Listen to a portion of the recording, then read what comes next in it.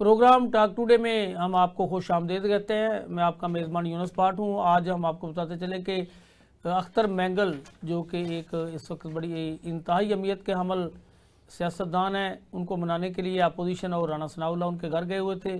अभी उन्होंने सोचने का कहा है। दीगर भी बहुत सी खबरें हैं, लेकिन पहले हम इस खबर पर बातचीत कर लेते हैं। मेरे साथ स्टूडियो में जुनैद इकबाल गुरैश साहब मौजूद है, जबकि टेलीफोन लाइन पर भी हम तजियाकारों की खिदमत हासिल करेंगे। गुरैश साहब, बड़ी अच्छी खुशहाल बात है कि अपोजिशन भी साथ गई है, इक़्तिदार के लोग भी गए हैं, हुकूमत भी गई है। तो क्या समझते हैं, अगर अपोजिशन और हुकूमत इस इशू पे इकट्ठे हो सकते हैं तो दीगर इशू पे क्यों नहीं इकट्ठे हो सकते? बिस्मिल्लाहिर्रहमानिर्रहीम। यूनुस साहब, ये बात तो बड़ी अच्छी है, लेकिन असल मसला तो ये है कि उनके जो कंसर्न हैं, जो उनके मसाइल हैं, जो उनके जो हैं मसले हैं, उसके ऊपर गवर्नमेंट को सोचना चाहिए, देखना चाहिए कि वो क्यों उन्होंने रिज़ाइन क्यों किया, और इन चीज़ों को देख के उसके बाद उन मसाइल को हल भी करना चाहिए। आप जब बलूचिस्तान की तरफ देखते हैं तो आपको पता है बलूचिस्तान रकबे के हिसाब से पाकिस्तान का सबसे बड़ा सूबा है और 43% एरिया है टोटल पाकिस्तान का इसमें, है जी। अब इसके जो मसले हैं शुरू से लेके अब तक, उसमें मिसिंग पर्सन का मसला है, क्वालिटी एजुकेशन उधर नहीं है, उधर वो उनकी ख्वाहिश है कि ये जो कंटोनमेंट एरियाज बने हुए हैं ये नहीं होने चाहिए, इनकी जगह पे लेवीज और पुलिस का बंदोबस्त होना चाहिए।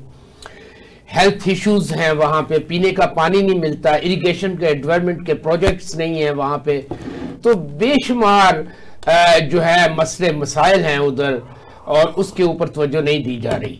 तो गवर्नमेंट को चाहिए कि इन तमाम चीज़ों को देखे और देख के और इन मसाइल को हल करने की कोशिश करे। अब देखें, उन्होंने सोचने का टाइम तो मांगा है, लेकिन वो कहते हैं कि उस असेंबली में जाने का क्या फ़ायदा जिसकी वर्थ ही नहीं है। आप देखें कि इस असेंबली, कौमी असेंबली का जो टोटल बजट है वो 12 अरब 73 करोड़ रुपया है, लेकिन उसमें पिछले 5 माह से क्या हो रहा है?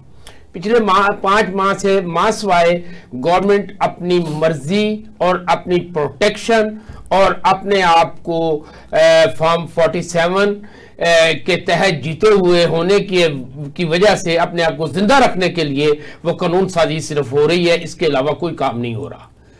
तो इसलिए वहां पे अब आप देखें कि बलूचिस्तान में जो मसले मसाइल आए हैं, जो कत्लो गारत का बाजार गर्म हुआ है, कैसे अतार के लोगों को बसों से कत्ल किया गया, इसके अलावा भी देखें जगह जगह दहशतगर्दी की वारदातें हुई हैं। अच्छा गुरैश साहब, बलूचिस्तान का मामला वाकई बड़ा हसास है और पाकिस्तान के सियासतदानों को बड़ा सीरियस लेना चाहिए। मैं कहता हूँ ये बहुत अच्छी बात है, बड़ी खुशहाल बात है कि आज अपोजिशन भी उनके साथ थी, महमूद अचकज़ई का साथ जाना, असद कैसर का साथ जाना।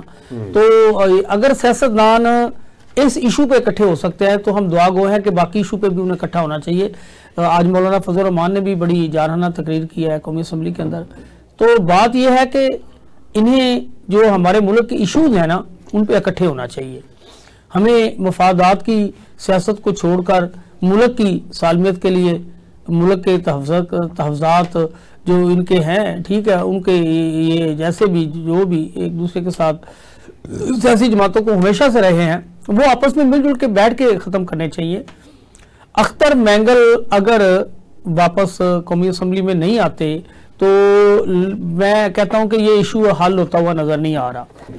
तो फिर हमें अख्तर मैंगल के जज्बात की कदर करते हुए जो वो चाहते हैं हमें वो भी बात मान लेनी चाहिए।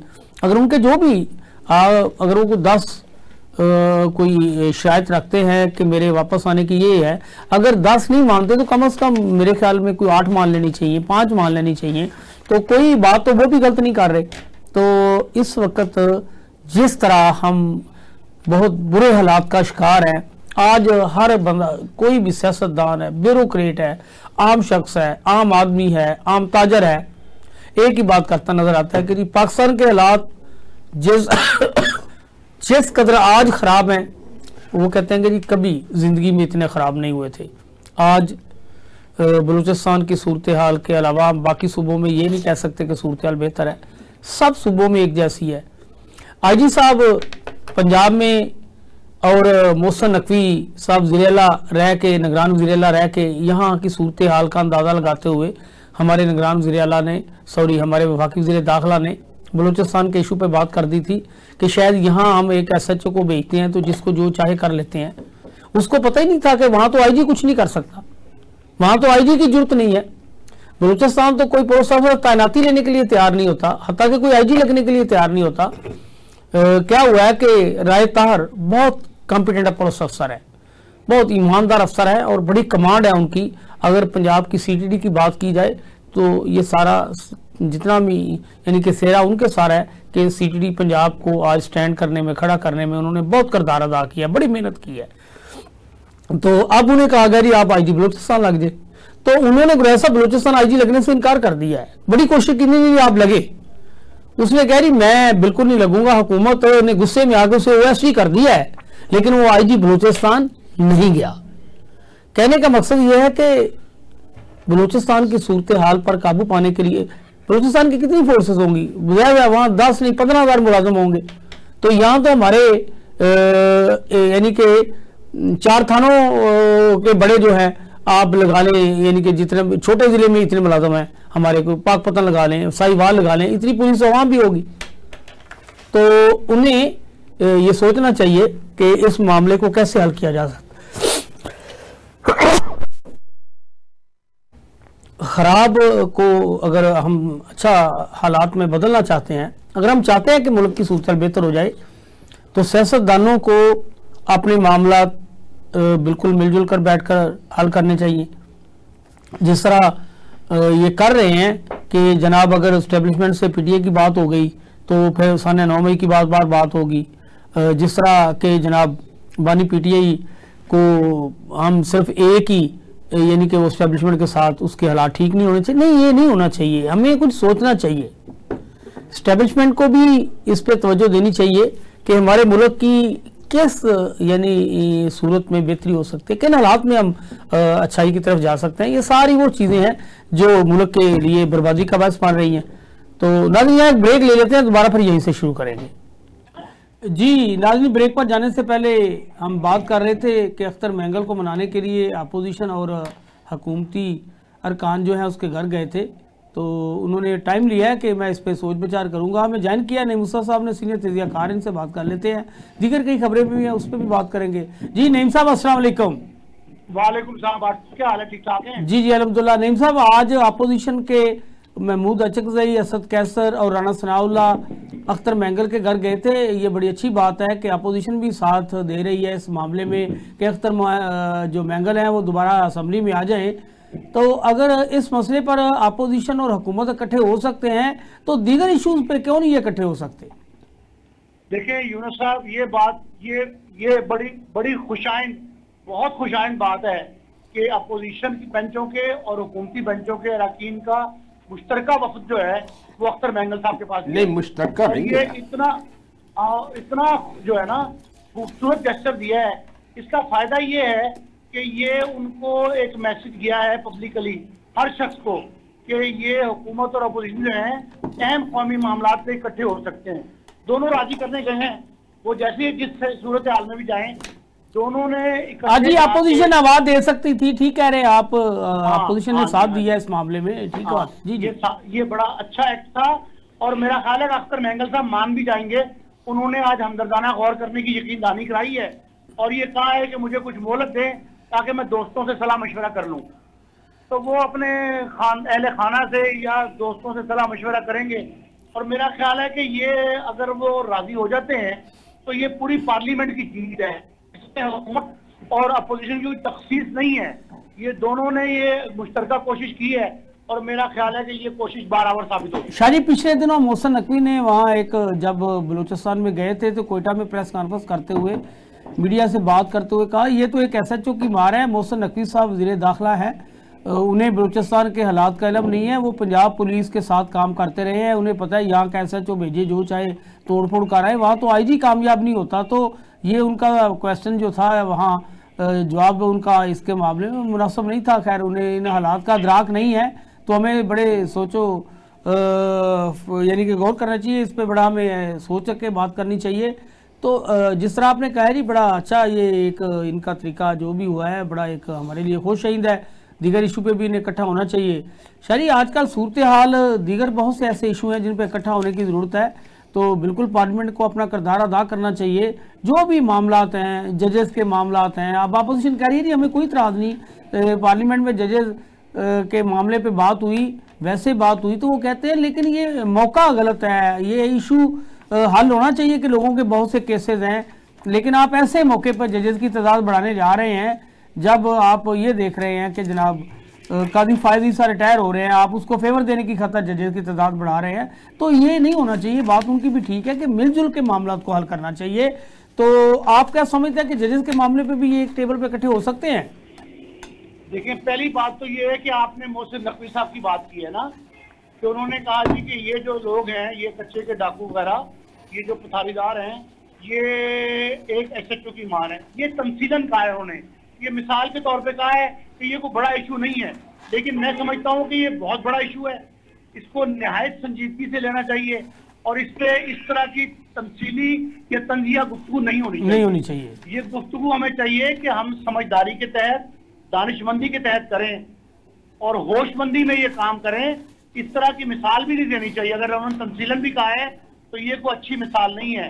देखिए, SHO का मतलब ये है कि आप उन्हें थानेदारी निजाम सिखा रहे हैं, और वो थानेदार जो है ना, वो बड़ी अच्छी तरह जानते हैं लोग, और वो हमें इसके जवाब कई दफा दे चुके हैं। जी सही कह रहे हैं। पुलिस तो अपने मसले हल करवाने के लिए, अपने मुकदमात हल करवाने के लिए उनके जरगों में जाती है। जी ठीक कह रहे हैं। यस, ये सही बात है। दूसरी बात रहेगी जजेस का, तो मेरा ख्याल है कि हम गैर जरूरी कामों में ना पड़ें जी और एक दो अफराद को एक्सटेंशन देने की खातिर जी, या किसी एक दो अफराद के मुफाद की खातिर हमें कौमी मुफाद कुर्बान नहीं करना चाहिए। कौमी मुफाद हमेशा तरजीहन होता है, उसको हमें हर चीज पे फौकियत देनी चाहिए। और ये फौकियत जो है ना, ये खासकर जो अदालती मामलात हैं, जो इंसाफ से रिलेटेड मामलात हैं, अदल से रिलेटेड मामलात हैं, उनमें हमें बहुत ही ज़हानत से काम करना चाहिए। और अगर हमें कोई ऐसा काम करना भी है जिससे किसी को फायदा पहुंचाना मकसूद हो, तो उसका भी कोई तरीका सलीका आइन में दर्ज है। हम गैर आइनी तरीके से कोई तरीका अगर ऐसा अपनाएंगे, कोई ऐसा इकदाम करेंगे जो बाउंस कर जाए, बाउंस बैक करे, और बाउंस बैक करने का इस तरह के फैसलों का इम्कान भी मौजूद होता है। अच्छा शायरी मौलाना फजल रहमान ने भी, आप जिस तरह बता रहे हैं ठीक है, आपकी बात से भी उन्होंने इत्तेफाक किया है। वो कहते हैं कि सियासी जमातों और सियासी कायदीन को मुल्क के लिए गैर जरूरी समझने से ज्यादा बड़ी कोई हमाकत नहीं है।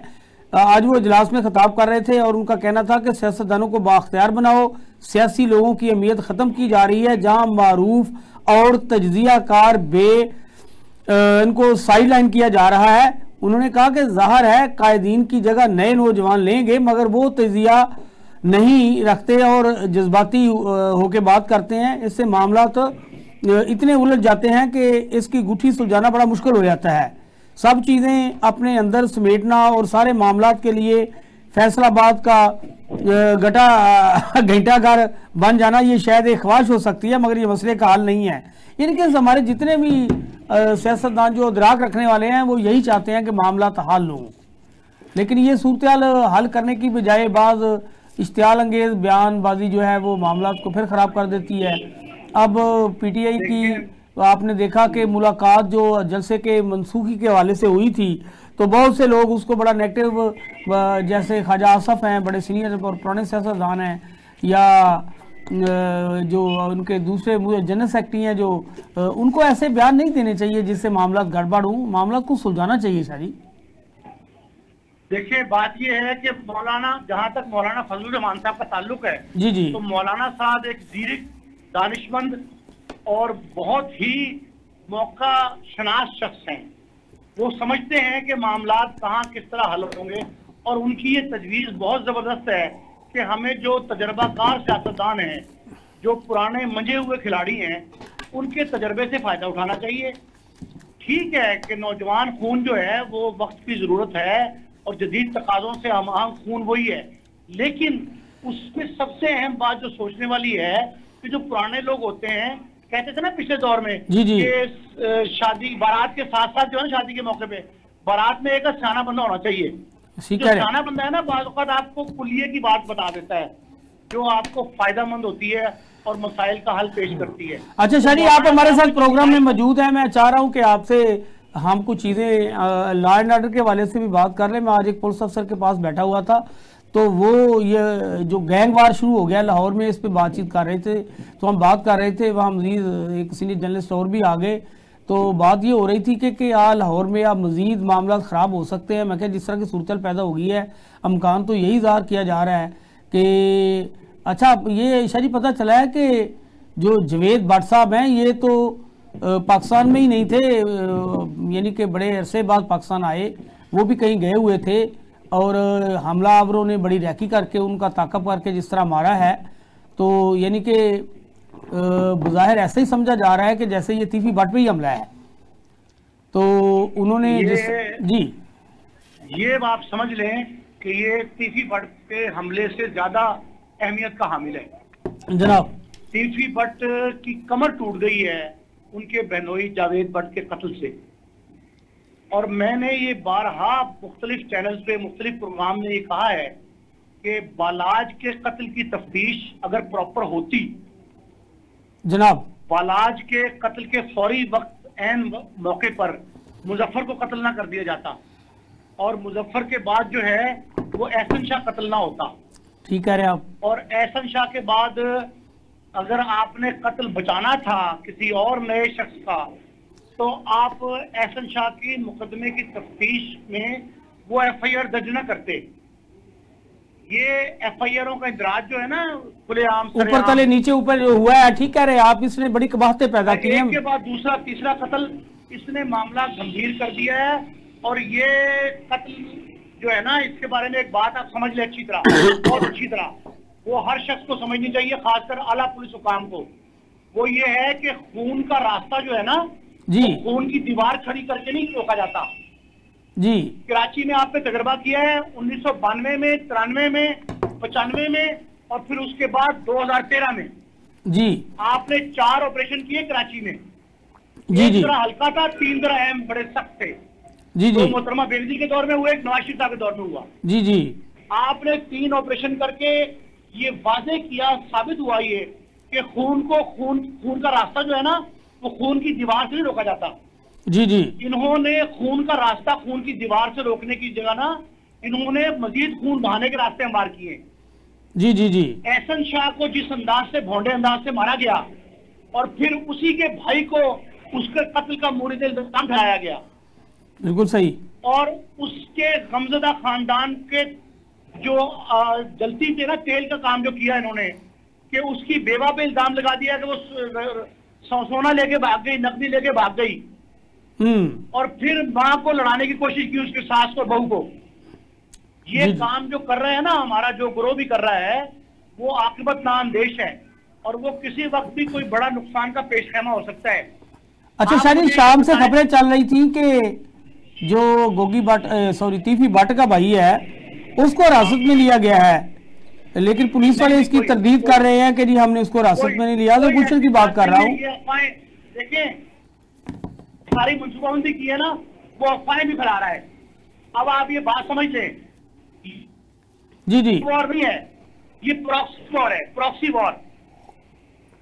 ठीक कह रहे हैं। तीसरी प्रॉक्सी वॉर है, तीसरी कुव्वत भी फायदा उठा सकती है इसका, और हो सकता है कि दोनों ग्रोहों को लड़ा के तीसरे बंदा जो है वो चौधराहट का ख्वाहिशमंद हो। अच्छा शारी, मैंने देखा है कि वो जो कैसर भट्ट के खिलाफ मुकदमा हुआ है वो एक टेक टाकर बनाने के चक्कर में मुकदमा अपने ऊपर दर्ज करवा बैठा है, या इसके अलावा भी कोई उसके मामला इस खानदान के साथ थे? देखिए बाबर भट्ट उसका भाई था जी, उसके कत्ल का इल्जाम तीफी भट्ट पे लगा था जी। वाला बैंता वाला अपना वो असलम तांगे वाला और वो लंबी वाला। वैसे तो शायद ये हमेशा ये मुल्ज़म भी बनते रहे हैं, पहली दफा किसी मुकदमे में मुद्दई सामने आए हैं, हमेशा मुल्ज़मान की। बस आप यही बात समझें, ये बालाज का कत्ल जो है ना, टीपू के कत्ल से आप शुरू कर ले, उसके वालिद उसके दादा परदादा भी कत्ल हुए थे भाई, मौत नहीं मरे, लेकिन एक बात समझे, इस बार ये कोशिश की गई है कि मुकदमे का मुद्दई मुल्जिम बन जाए और मुल्जिम मुद्दई के तौर पे सामने आए। जी ये बहुत खौफनाक खेल है जो हमारे चंद पुलिस वालों को समझ नहीं आ रहा। ठीक कह रहे आप, जो और सूरत इंतहाई गंभीर हो सकती है। ठीक कह रहे आप, इंतहाई गंभीर हो सकती है। अभी एक इशू बच गया है, अभी एक इशू बचा है, खुदा का शुक्र अदा करें। एक इशू बच गया है जो आबिद बॉक्सर घर पे रेड हुआ था ना जी, इन्हीं लोगों ने किया था जो ये काम कर रहे हैं बालाज वाला। वो अगर खुदा ना खास्ता रिटेलिएशन हो जाती तो लाहौर में खून खराबा उसी वक्त शुरू हो गया था। ठीक बात है। थोड़ी सी जहानत जो है आबिद के अहले खाना की या उसके गनमैनों की, तो वो हालात को काबू कर गए। वगरना अगर वहां 21 लाइसेंस है आबिद के पास, 21 लाइसेंसी बंदूकें हैं उसके पास, 21 लाइसेंसी। जी जी ठीक है। अगर वो चल जाती तो ये सूरत बड़ी खराब हो जानी थी। ठीक है आप। तो इसीलिए मैं ये कहता हूँ कि अच्छा शादी, ये जो जवेद भट्ट का कत्ल है, इसमें शूटर ने हमने देखा है कि बज़ाहिर तो हमला ये जवेद भट्ट पर ही था।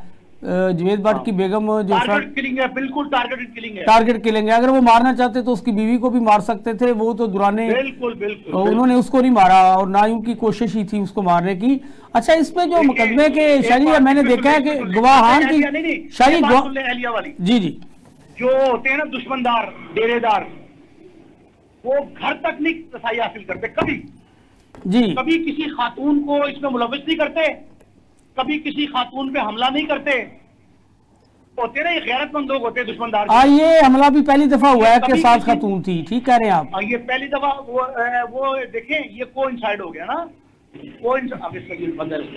कोइंसाइड हो गया। कोइंसाइड कहते हैं कि ये गया, वगरना वो शायद टारगेट नहीं करना चाहते थे खातून को, वो गोलियां वहां से स्किट करके निकल गई हैं, स्किट करके। अच्छा शायद हमारे प्रोग्राम का टाइम थोड़ा है, मैं सिर्फ आपसे ये जानना चाहूंगा, इस मुकदमे में खातून जो जख्मी है वो उसको गवाह के तौर पे रखा गया है, तो केस की सूरत कैसे, यानी कि मुलजमान को सजा कराना इतना आसान नहीं होता।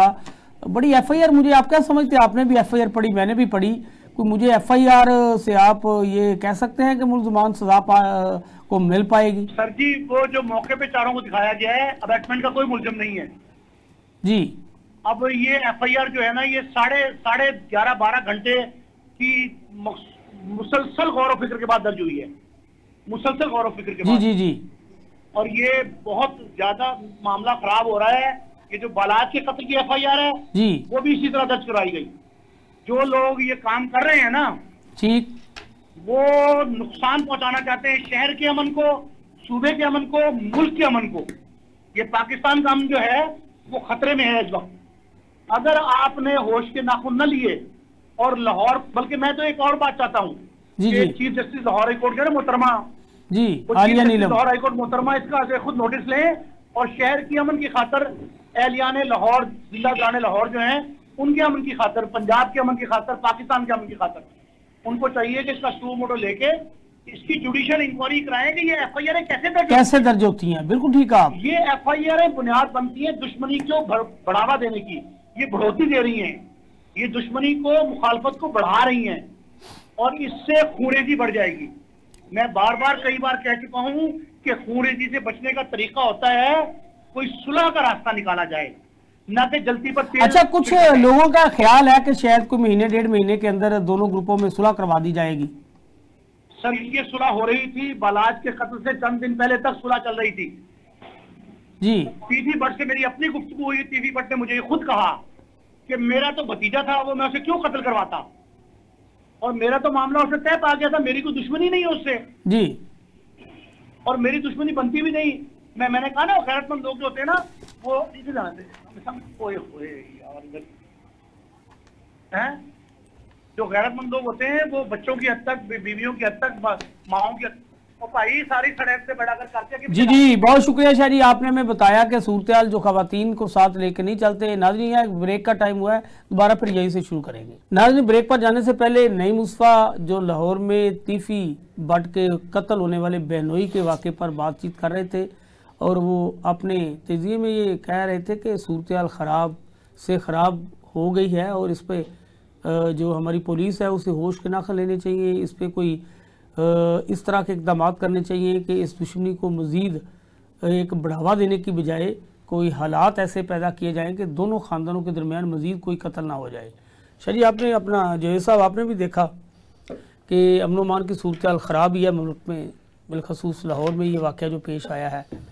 एक तरफ हमारे सियासी घरानों के दौरान जो चीज़ें चल रही हैं वहाँ उस मामला भी गड़बड़ है। मुल्क में जिस तरह की आग लगी हुई है, अंदर से ये आपस में दुश्मनियाँ जो चल पड़ती हैं, तो हमारी पुलिस तो पहले ही उसको अंगेज किया हुआ है सियासतदानों की पकड़ दकड़ के लिए। इस तरह के मामला तो मासवे कमाई का रास्ता और कोई नहीं होता। पुलिस दिल खोल के पैसे लेती है ऐसी तफ्तीशों में, दुश्मनों को मारने के लिए ऐसी तफ्तीशों में दिल खोल के वो पकड़ दकड़ करती है। अगर एक गुनाहगार है तो साथ उसके 10 रिश्तेदारों को भी पकड़ लिया जाता है। तो आप समझते हैं, आप माशाल्लाह काफ़ी सीनियर आदमी हैं, बड़ा अरसा आप इन चीज़ों को देखते चले आ रहे हैं, तो ऐसे मामला से कोई बेहतरी लाई जा सकती है, ऐसे मामला को रोका जा सकता है? अगर हम इस तरह के हालात पर काबू पाना चाहें तो क्या हो सकता है, क्या करना चाहिए? यूनुस साहब, एक तो ये बात है कि आप ओवरऑल देखें ना, मुल्क की जो सूरत हाल है उसको सामने रखें। ये तीफी भट्ट, ये जवेद भट्ट, ये अल्लाह भट्ट, ये खुदा बख्श भट्ट, ये सारे लोग इन पुलिस वालों ने ही पैदा किए हुए हैं। और फिर ये तमाशे, ये ड्रामे, ये दुश्मनियाँ, इन्हीं के धंधे हैं। ये धंधे हैं, ये कारोबार है इनका।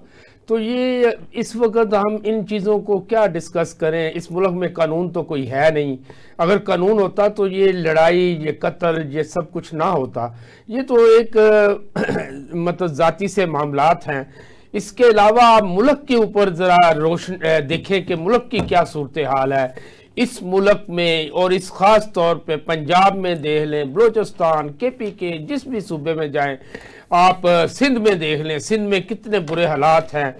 यानी कि सिंध में वो MQM वाले हर तीसरे दिन एक तमाशा लगाते हैं, वो हर गंदे खेल का हिस्सा बनते हैं और खेल का हिस्सा बन के हुकूमतें उल्टाते हैं और हुकूमतों में आके मफादात हासिल करते हैं और फिर हुकूमत में ही बैठ के वो इख्तिजाज की कोशिश करके अपने आप को अवाम में अपना अच्छापन शो करने की कोशिश करते हैं। तो ये आप देखें मुल्क के हालात। अच्छा गुरैश साहब, हमारे साथ शुरू से लाइन में ना खालिदी साहब हैं, उनकी बात पे मैं आपका मौक़िफ़ ले लूँगा। खालिदी साहब से ज़रा बात कर लेते हैं। जी खालिदी साहब, अस्सलाम वालेकुम। जी वालेकुम सलाम बादशाह साहब। खालिद साहब, आपने देखा कि सूरत हाल कच्चे में ख़राब थी, बलूचिस्तान में ख़राब थी। अब शहरों के अंदर जो गैंगवार, पहले कराची में ये गैंगवार होते थे, तीफी भट्ट के बहनोई का जो कत्ल है उस पर अब कत्ल के फौरी बाद जिस तरह की चीज़ें सामने आ रही हैं इंतहाई अफसोसनाक हैं। तो आप क्या देख रहे हैं कि क्या कोई ये प्रॉक्सी वार है, क्या सूरत हाल होगी? पुलिस ने पहले टीपू के कत्ल की तफ्तीश को जिस टेक्निकल तरीके से करना चाहिए था वो तफ्तीश मुकम्मल नहीं की जा सकी। उसमें एक आपने देखा कि जनाब करैक्टर जो है वो एहसन शाह आ गया, एहसन शाह को मार दिया गया, शूटर मौके पे मारा गया।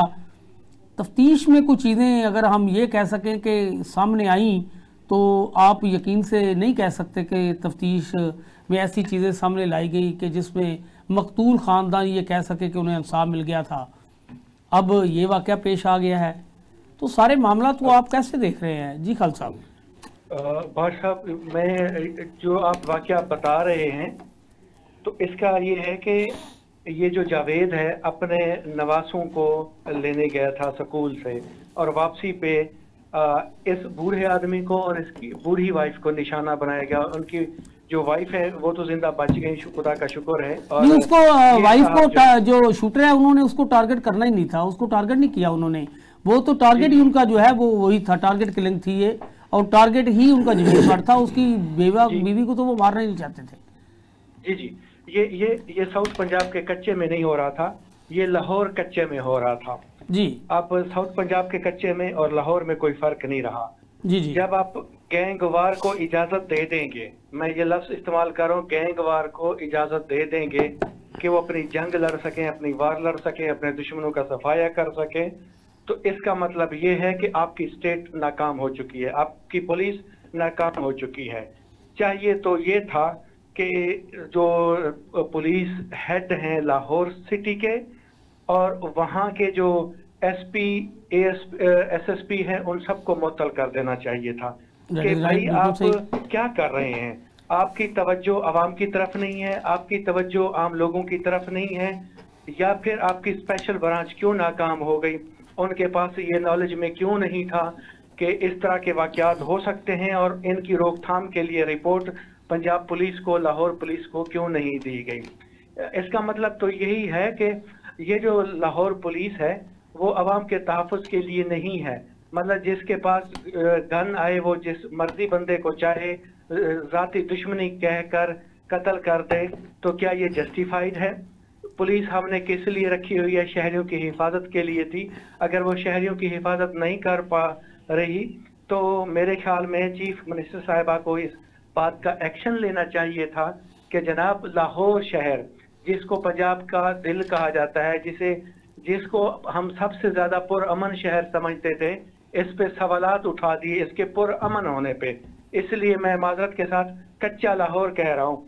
कच्चा लाहौर में अब ये दिन दिहाड़े जो मर्डर हो रहे हैं, अगर लाहौर पुलिस जाग रही होती तो ऐसा ना होता। अब ये क्यों हो रहा है? क्योंकि overall rate of the state eliminate हो गई है, ख़त्म हो गई है पूरे पाकिस्तान से, तो जिसके असरात आपको लाहौर में भी देखने को मिल रहे हैं। हाँ, कहीं कहा जाता है कि इनका ताल्लुक अंडरवर्ल्ड से था। भाई अंडरवर्ल्ड का खात्मा किसके जिम्मे है? कोई आसमान से फरिश्ते तो नहीं उतरेंगे ना जो अंडरवर्ल्ड को ख़त्म करेंगे। उसका खात्मा करने के लिए पुलिस बनाई हुई है हमने, आवाम के पैसों से, आवाम के टैक्स पेयर की मनी से उनको सैलरी मिलती है, और वो फिर भी आवाम का तहफ़्फ़ुज़ करने में नाकाम है। और अंडरवर्ल्ड इतना ताकतवर हो गया है लाहौर जैसे शहर में, तो बाकी पाकिस्तान का अल्लाह ही हाफिज है। बादशाह व बाकी पाकिस्तान का नाम ना लें कि वहाँ अमन होना चाहिए। जब कच्चा लाहौर महफूज नहीं है तो फिर बाकी पाकिस्तान की हिफाजत की जमानत कौन देगा? खालिद साहब, आप इस जिस तरह आप हम कह रहे हैं कि वज़ीर-ए-आला पंजाब के होते हुए आपकी बात से यानी कि पुलिस अफसरान को मुअत्तल अगर कर भी दिया जाता तो उससे मामला हल तो नहीं होते। मामला हल करने के लिए कुछ स्ट्रेटजी बनाना पड़ेगी। ख़ानदानी दुश्मनियों का एक वक्त में खात्मा किया गया था कुछ अर्सा पहले, उनमें सुलह करवाई गई, कुछ ख़ानदान वैसे मारे गए, कुछ मुल्क से बाहर भाग गए हैं। तो कुछ स्ट्रेटजी क्या अपनाई जाए कि जिससे आप ये समझते हैं कि इनमें अमन कायम हो सके? इसके लिए हुकूमत को क्या करना चाहिए, अदारों को क्या करना चाहिए? जी, इसका आसान हल है। पहली तो बात है, पुलिस सुलह कराने की कोशिश कभी ना करे। पुलिस का काम सुलह कराना नहीं है, बिल्कुल सही। ये काम है अदालत का। अगर एक कातिल को सजा हो जाए तो नेक्स्ट टाइम कोई भी कत्ल करने से जरूर सोचेगा और कत्ल करने से कतराएगा। कानून का जब रास्ता रोका जाएगा पंचायतों के जरिए, प्राइवेट अदालतों के जरिए, तो ये बढ़ेंगे। अच्छा, मैं आपकी तरफ खालिद साहब दोबारा आता हूँ, गुरैज साहब से इसका जवाब ले लेते हैं। गुरैज साहब, जिस तरह खालिद साहब कह रहे हैं कि पुलिस का काम, अब पुलिस किसी बंदे को मुबैना मुकाबले में मार देती है तो हम कहते हैं ये पुलिस ने इंसाफ फराहम कर दिया। इंसाफ फराहम करना तो अदालतों का काम है। अगर आप किसी सियासतदान को पकड़ने के लिए उसके घर बार की तोड़फोड़ कर देते हैं तो इतने संगीन वकूए के बाद, गुरैज साहब बात तो खालिद साहब की ठीक है कि अगर पुलिस पूरी कोशिश के साथ मुल्ज़मान को चलान करे, सजाएं दिलवाए, बाहर ना आने दे, तो ये मैं कह रहा हूँ कि जी नया इकदाम या नया कोई कदम उठाने से पहले 100 बार सोचेंगे कि भाई हमारे तो पहले ही सारे लोग पकड़े हुए हैं। अब अगर आप लाहौर पुलिस ये जहन बना ले कि ये जो बंदा कत्ल हुआ है इसके पीछे कोई चीज़ें ऐसी छुपी नहीं रहती कि हकायक क्या है, कौन लोग मुलव्वस हैं, तो सबको उठा लिया जाए और इंसाफ होता हुआ नजर आए तो मुमकिन है। फिर आपके ख्याल में क्या करना चाहिए, जैसे खालिद साहब जिस तरह बता रहे हैं? अब तो यूनुस साहब बड़ी आप मासूमाना बातें कर रहे हैं। आपकी बातें जो है ना मेरी समझ से ज़रा बाला हैं जनाब। हाँ जी, और मैं समझ नहीं पा रहा आपकी बातें। आपने पूरा प्रोग्राम तिफी भट्ट पे कर दिया है। आप ये देखें कि इस मुल्क के हालात क्या हैं, इस मुसूबे के हालात क्या हैं। जब तक कानून का नफाज नहीं होगा इस तरह तीफी भट्ट मरते रहेंगे और कत्लो गारत होती रहेगी। तीफी भट्ट सॉरी नहीं, अल्लाह ताला उसको जो भी है, जो लोग भी हैं उसमें जो भी मुलव्वस हैं, वो लोग इसी तरह कत्लो गारत का शिकार होते रहेंगे। आप इस मुल्क के असल सिनेरियो की तरफ तवज्जो दें। इस मुल्क का असल सिनेरियो, असल इश्यूज क्या हैं? इस मुल्क का असल इश्यूज ये हैं कि इस वक्त अपोजिशन जो है वो मुज़ाकरात करने के लिए तैयार है, लेकिन वो कहती है कि मैंने मुज़ाकरात करने हैं एस्टेब्लिशमेंट के साथ, मैंने मुज़ाकरात इन पॉलिटिकल पार्टियों से नहीं करने जिनको धक्के से मैं अवाम का मैंडेट छीन के उनको दिया हुआ है और वो उन्होंने जो है इस मुल्क में कब्जा किया हुआ है। और उस कब्जे का नतीजा ये है कि ना इस मुल्क में कानून का नफाज हो रहा है, ना महंगाई पे कंट्रोल हो रहा है, ना गुर्बत का खात्मा हो रहा है, ना सेहत की सहूलतें मिल रही हैं, मेडिसिन इतनी महंगी मिल रही है, मुंह मांगे दामों जो है ना वो दुकान मेडिकल स्टोर वाले ले रहे हैं। सब ये इशू अलग है, हमारा इशू है, हमारा इशू ये अमन कब आता है? अमन कब आता है? जब सही हुकूमत आए। अमन तब आता है। अमन ऐसे नहीं आता कि फॉर्म 47 के जरिए आपने लोगों को मसलत कर दिया और आप कहते हैं कि कच्चे के डाकू उधर कहते हैं जी हमने असला कहां से लेना था, हमने तो असला पुलिस वालों से लेते हैं ये, और वहां आप ऐलान कर रहे हैं अमन। आपकी पुलिस का आप देखें तरीकाकार क्या है। वो कहते हैं ऐलान कर रहे हैं कि जो इनको पकड़ेगा 1 करोड़ देंगे, 2 करोड़ देंगे, 3 करोड़ की मंडी लगी हुई है। ये आपका कंट्रोल कहां है? आपका कानून कहां है? आप बिल्कुल नाकाम हो गए हैं। पंजाब गवर्नमेंट नाकाम हो गई है और सेंट्रल गवर्नमेंट भी नाकाम हो गई है। ना सिर्फ कानून नाफज करने में नाकाम हुई है, ये मुआशी इस्तेहकाम लाने में भी नाकाम हो गई है। और इस मुल्क के हालात इतने, आप देखें कि वो बंगाली साहब खुल के पिछले 4 दिन से टीवी के हर चैनल पे बैठ के ये कह रहे हैं कि मुल्क की मुआशी हालत बुरी तरह तबाह हो गई है, बर्बाद हो गई है। हम उसके ऊपर हमें बात करनी चाहिए, उसके ऊपर हमें सोचना चाहिए, हमें बात करनी चाहिए, इंसाफ के लिए हमें बात करनी चाहिए। जब तक मुल्क में इंसाफ नहीं होगा, वो एक लीडर जो कि मतलब 25 करोड़ अवाम में अक्सरियती लोगों का लीडर है, वो जाली केसेस में जेल में बैठा है, उसको फोन करने की सहूलत नहीं मिल रही है जी। अपोजिशन को जलसा करने की सहूलत नहीं मिल रही। आइन पार्लियामेंट में क्या कानून साजी हो रही है कि जी इस्लामाबाद में जो बगैर इजाजत जलसा करेगा उसे 3 साल की सजा होनी चाहिए, जो फिर करेगा उसे 10 साल की सजा। ये क्या मजाक हो रहा है इस मुल्क में? आप जजेस की बात करते हैं कि जजेस की तादाद बढ़ाई जाए। आप इंडिया के साथ आप मुकाबला करें, ये तकरीबन 1.5 अरब की आबादी है, उनकी 80,000 केसेस अभी भी उनके अदालतों में पड़े हुए हैं। और आपको पता 33 जज हैं कुल उनके पास। हमारे पास इस वक्त 19 जज हो गए हैं। हाँ जी, हमारे 53,000 केसेस हैं। हाँ जी, अगर हम काम नहीं करेंगे तो काम नहीं खत्म होगा। और फिर ये सुप्रीम कोर्ट जो होती है, ये ट्रायल नहीं करती केसेस का, ये अपीलें सुनती है, अपीलों के ऊपर काम होता है। अच्छा, तो हमें प्रोग्राम का वक्त खत्म होने को है, मैं जरा एंडिंग करवा लूंगा खालती साहब से। खालती साहब, हम बात कर रहे थे गैंग वार की, जिस तरह बात उस पर चल रही थी हमारी, तो आप कुछ बता रहे थे कि इनके खात्मे के लिए हुकूमत को क्या इकदाम करने चाहिए। जी, अपनी बात जारी रखिए प्लीज। जी, मैं यही कह रहा हूँ, हुकूमत का काम या पुलिस का काम कातिलों को, मुल्ज़िमों को पकड़ना है और ट्रायल अदालतों में है, प्रोसिक्यूशन को मजबूत करें। और ये पुलिस वाले क्या करते हैं कि एक ग्रुप के साथ मिल जाते हैं, उनसे पैसे लेके दूसरे ग्रुप को मरवाते हैं अपोनेंट ग्रुप की मदद से। तो इस तरह से गैंगवार खत्म नहीं हो सकती, बल्कि गैंगवार मजबूत होती है। पुलिस का काम पैसा खाना होता है हर तरफ, दोनों साइडों से, और दोनों साइडों से कत्ल कराना होता है। ये फिर दुश्मनी जो होती है आगे नस्ल दर नस्ल चलती है। अगर इस तरह के कामों में जो भी पुलिस वाला इन्वॉल्व है, आप रिपोर्टें ले लें, उनको सजाएं दें, बल्कि उन्हें जॉब से निकाल दिया जाए, तो ये गैंगवार का खात्मा हो सकता है। गैंगवार तब बढ़ती है जब गैंगवार के लोगों के साथ इनजस्टिस हो। मसलन जिसने कत्ल किया है उसको सजा देने की बजाय उसके रिश्तेदारों पे आप FIR कर दें और उन्हें सजा दिलवाएंगे, तो गैंगवार मजबूत होती जाती है, गैंगवार बढ़ती जाती है।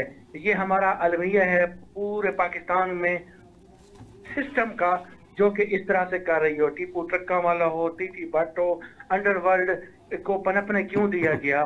तो इसका मतलब ये है कि क्या हमारी पंजाब पुलिस एब्सेंट थी, उनकी कहीं कोई अमलदारी नहीं थी? इतने पुरअमन शहर में इन गैंगवार को मजबूत होने दिया गया, बल्कि एक खौफ और हिरास की कैफियत पैदा की गई इस पुरअमन शहर में।